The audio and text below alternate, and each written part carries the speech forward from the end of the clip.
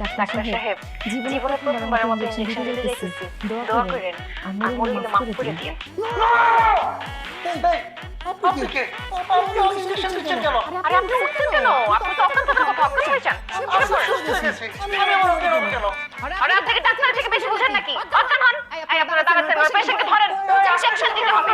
পা ধরেন। আচ্ছা ডাক্তার সাহেব ইনজেকশন কই দেয়? ও যে কোনো জায়গায় দিলে ওটা পেটে দেই।